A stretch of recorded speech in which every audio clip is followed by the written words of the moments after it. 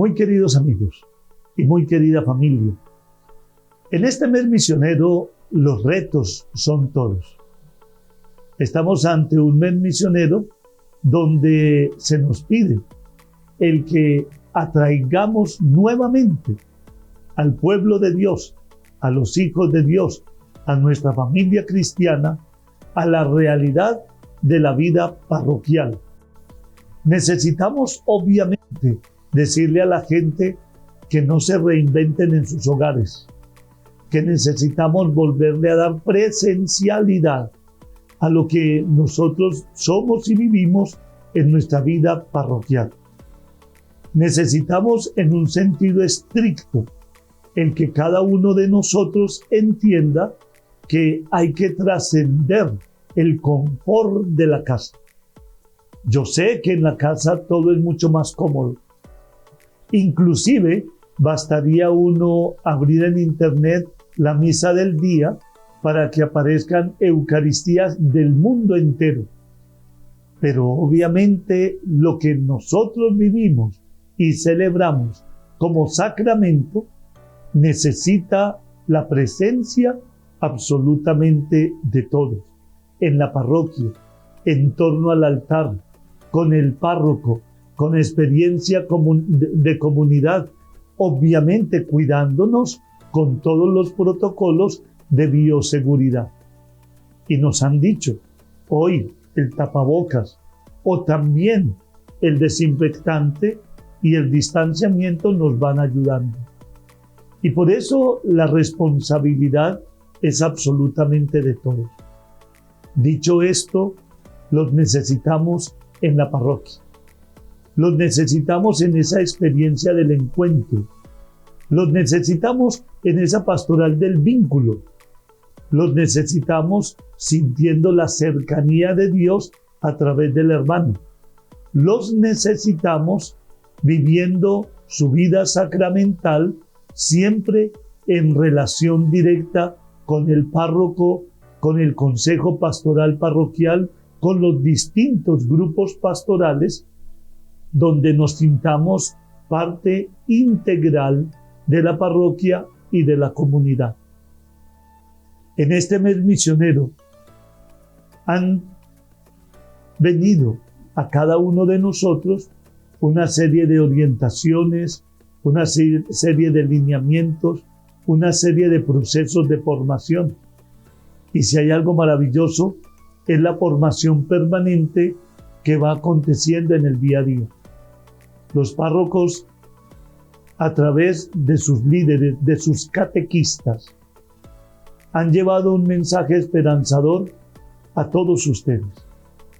Los catequistas están asumiendo una responsabilidad muy grande de desvelar el Evangelio, de llevar en esa formación permanente a ese amor primero a Dios y a entender que desde Dios hay mucho por vivir y hay mucho por hacer. Quisiera en esta tercera catequesis, Cristo, centro de la evangelización, llamarlos a todos y cada uno de ustedes a que nos acerquemos a los evangelios. Vuelva a acercarse al evangelio de Mateo, de Marcos, de Lucas y de Juan. Y encontraremos en cada uno de los evangelios, como bien nos lo dice el texto de Hechos de los Apóstoles, Cristo el mismo ayer, hoy y siempre. El que nosotros entendamos que la centralidad la debemos tener en la persona de Jesucristo. Jesucristo apasiona. Jesucristo siempre nos está dando un mensaje de esperanza. Y Jesucristo con su primer querigma, conviértanse, el reino de los cielos está cerca, nos está permitiendo a todos nosotros experimentar el presente de Dios. Por eso cuando uno enfoca su mirada en Cristo, tenga la certeza, uno no se equivoca. Porque en el momento en que yo miro hacia Cristo, todo lo mío vale la pena. Mi manera de proceder se inspira en Él. Mi manera de actuar se torna en un reflejo ante los demás de lo que es la vivencia de Jesús. Y lo más maravilloso, como Él es el camino, la verdad y la vida, en Él no hay contradicción. En Él está la esencia de lo que yo debo vivir en mi proyecto de vida y en mi camino de fe. Cuando yo me doy cuenta que Jesús es mi camino, lo debo seguir. Y por donde Él caminaba, hacía el bien. Y lo que Él decía daba claridad y generaba esperanza en el pueblo, porque era Dios que habla a la humanidad. Es Dios que nos habla a todos y cada uno de nosotros. Y cuando yo me acerco a esa realidad de Jesús, entiendo que el proyecto más maravilloso que yo debo tener para mi vida es el reino de Dios. ¿Y saben algo? Si usted tiene claro el reino de Dios, todo lo suyo tiene sentido y razón de ser. Basta que ustedes dibujen el reino de Dios para que se dé cuenta de tres verdades. Ustedes dibujan el reino de Dios y usted relativiza su vida. Ustedes dibujan el reino de Dios y las cosas importantes de la vida pasan a un segundo plano. Y ustedes dibujan el reino de Dios y el pecado comienza a cautivar su mente, su pensamiento.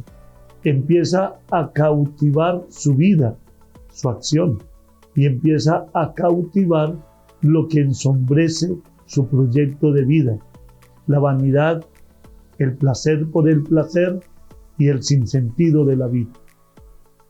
En cambio, cuando una persona tiene claro lo que es el reino de Dios, su misión empieza a ser apasionante. Una persona que tiene claro el reino de Dios, su oración vale. Sus obras de caridad tienen fuerza y razón de ser. Su experiencia de Dios se convierte en el pan cotidiano. Su manera de vivir comienza a ser mucho más creíble y cristianamente mucho más importante. Usted tiene claro el reino de Dios y su vida sacramental se torna en una gran prioridad. Usted tiene el reino de Dios y uno empieza a entender que estamos llamados a ser discípulos misioneros a la manera de Jesús, viviendo nuestro encuentro con Él, viviendo nuestra conversión interior, viviendo nuestro discipulado, nuestra comunión y nuestra misión, como bien lo reza el numeral 278 del documento de Aparecido. Por eso, como síntesis, yo les diría, miremos hacia Jesús y pongámoslo como el centro de nuestra vida para que todo lo nuestro tenga sentido. En Él está la verdad y en Él está la vida. Cristo ha resucitado. Pablo, en el momento en que comienza toda esa misión apostólica, paulina, se va dando cuenta que todo lo va leyendo desde esa realidad de un Cristo resucitado. Y hasta nos lo dijo, si Cristo no hubiera resucitado, vana sería nuestra predicación y vana sería nuestra fe. Cristo ha resucitado, primicia de todos los que han muerto. Porque si por un hombre vino la muerte, Adán, por un hombre ha venido la vida, Cristo. ¿Se dan cuenta? Pablo entendía que gracias a la resurrección de Cristo había todo por hacer. Y Pablo no le escatimó ni tiempo, ni lugar, ni espacio a la obra de Dios, porque él mismo nos lo dijo de una forma muy apasionada. Todo lo puedo en Cristo. ¿Entienden entonces ahora cuando decimos que Cristo es el centro de la evangelización? Porque es que la evangelización yo no la puedo enfocar en una persona. La evangelización no se agota en un sacerdote. La evangelización yo no la puedo idealizar en alguien como yo. No, La evangelización, ese evangelio tiene rostro y ese rostro tiene nombre y ese nombre es Jesucristo. Entonces, cuando yo miro hacia el Hijo de Dios, hacia el Emmanuel, hacia el Dios con nosotros, usted no pierde absolutamente nada y usted es capaz de orientar su destino, su vida y su misión. En esta tercera catequesis, quienes nos han preparado este folleto maravilloso, nos están regalando un texto y es Hechos, capítulo 16, versículos del 22 al 34. En este texto se nos narra cómo Pablo comienza a anunciar con sus compañeros la buena noticia. Y Pablo, a razón de su anuncio, es detenido, es llevado a la cárcel con los suyos. Y al ser llevado a la cárcel, el encargo de aquellos doctos y maestros de la ley que veían en la iglesia cristiana naciente una amenaza, le piden al carcelero que tenga un cuidado muy especial de esos presos. Y llevados a la cárcel, previamente con varas los azotan, los castigan, les hacen sentir el rigor de la ley de la época. Y así maltratados, y así con latigazos, doblegados, con todos los dolores habidos y por haber, llegando a la cárcel, Pablo y sus compañeros no se lamentan. Pablo y sus compañeros no maldicen el momento. Pablo y sus compañeros no vienen a soltar improperios o insultos frente a sus verdugos. Pablo no gasta su tiempo llevando sátiras ante aquellos que los habían privado de la libertad. Ahí en la cárcel con sus compañeros entonan himnos a Dios, hacen oración dirigida a Dios, se sienten exaltados en gozo y en júbilo mirando hacia Dios. Y para nosotros nos dan una escuela y una enseñanza maravilloso. Y repito, ese capítulo 16 de Hechos de los Apóstoles, léalo, reléalo, subráyelo desde el versículo 22 al 34. Y mire y aprenda de la comunidad cristiana naciente, de esa iglesia naciente con toda la fuerza paulina, que cuando uno tiene dolor o insultos, oprobios, señalamientos, privación de la libertad, es decir, cuando uno de pronto sienta que el mundo se nos vino encima, en vez de contaminarse de dolor o de rabia, de enojo o de sinsabor, aprenda algo muy maravilloso y muy bello. Hay que poner la mirada en Dios. Hay que saberse enfocar en Dios y hay que saber trascender el dolor, pero siempre en Dios. Y solo así uno se fortalece, se renueva y el dolor pasa a un segundo plano. ¿Y saben qué aconteció en la cárcel? Que hubo un gran estruendo y los cepos con los cuales los amarraron se soltaron. Y la privación de la libertad llevó a que las puertas de la cárcel se abrieran. Y el carcelero, cuando vio las puertas abiertas, y el carcelero, al darse cuenta que sus presos no los veía, no estaban, intentó quitarse la vida y cogió la espada. Y desde allá de adentro de la cárcel, de la oscuridad, Pablo lo interpela y le dice: para, que aquí estamos todos. ¡Qué maravilla! ¡Qué maravilla! Pablo hubiese podido tomar una posición serena, de pronto una posición de silencio, inclusive de dejar que el carcelero se quitara la vida. Pero no, cuando Pablo lo interpela y lo increpa, y cuando Pablo le dice: aquí estamos, ahí comienza un proceso maravilloso, la oportunidad bella de Dios. Y es como aquel hombre que se iba a quitar la vida, nace a una nueva vida. Y por eso pasó de ser aquel custodio de los presos a curarle las heridas. Y reza el texto que se bautizó él con todos los suyos. Esa es la obra de Dios. La obra de Dios libera. Y cuando yo tengo a Cristo de mi parte como el centro de la evangelización, Cristo no está contento cuando a tu vida llega dolor, pena, zozobra o la intención de quitarte la vida. Cristo es mucho más. Cristo es capaz de llevarnos a la oportunidad de renacer, de nacer de nuevo, de llevarnos a la oportunidad de tener una experiencia de vida y no de muerte, de tener una experiencia de luz y no de oscuridad, de tener una experiencia de confianza y no de abatimiento o de desconfianza. Y ese carcelero se bautiza con todos los suyos. Y ahí encontramos que la cárcel no es impedimento para anunciar el evangelio. Que el castigo recibido no es un impedimento para dar la buena noticia. Y que el dolor que yo sienta en mi interior no es un impedimento para llevar al otro al cuidado de su dignidad, al cuidado de su integridad o al cuidado de su persona.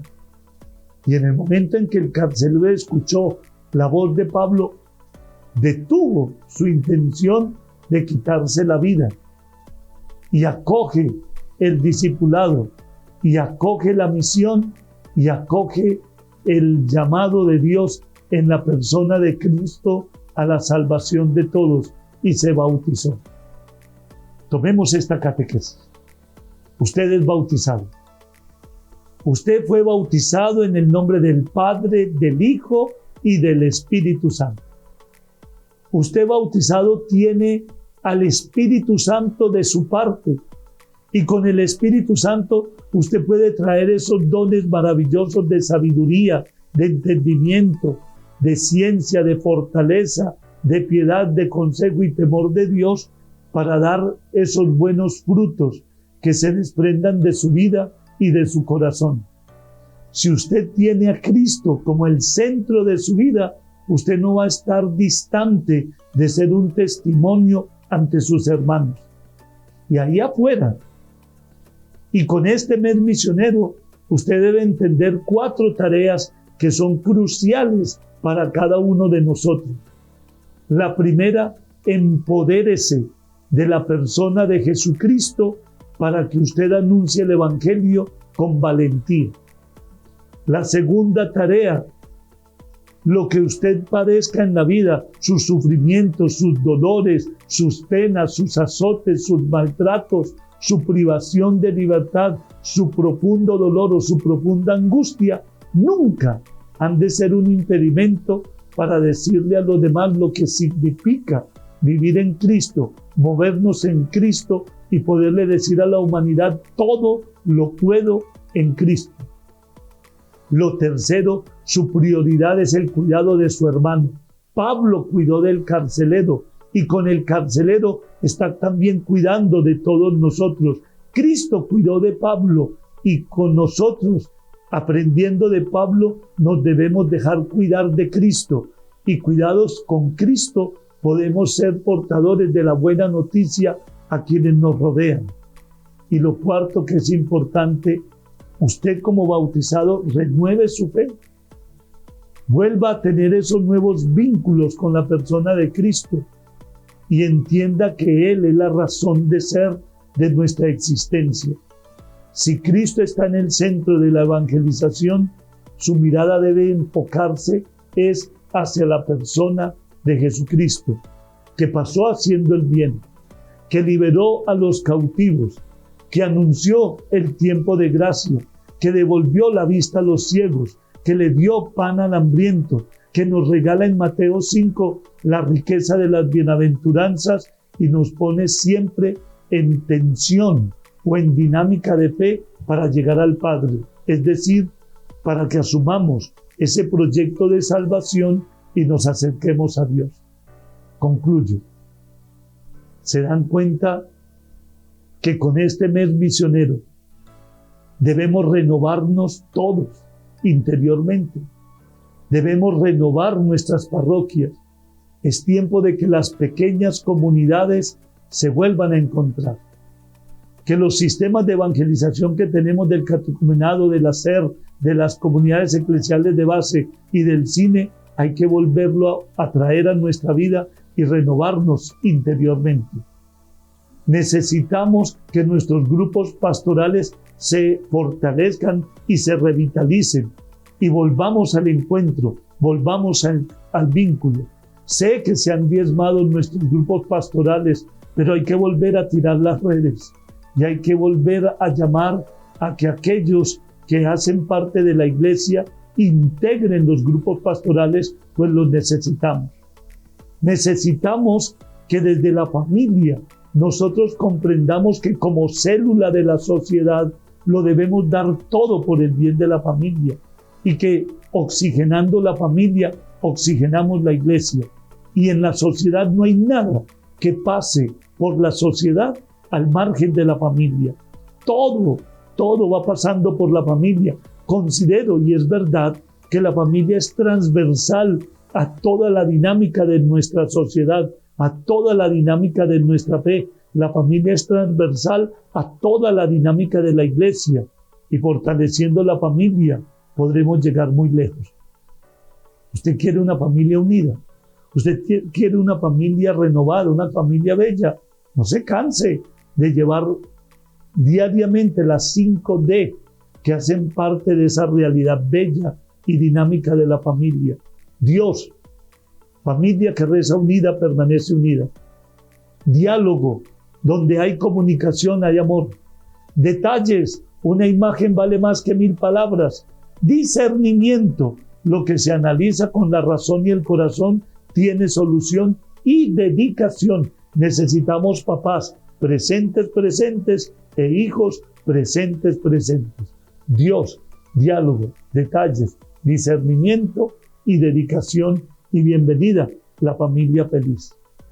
Y también siendo el año de San José, el virtuoso José, el que custodió y cuidó la familia, pidámosle al justo José que custodie y cuide nuestros hogares y nuestras familias, como cuidó el hogar de Nazaret.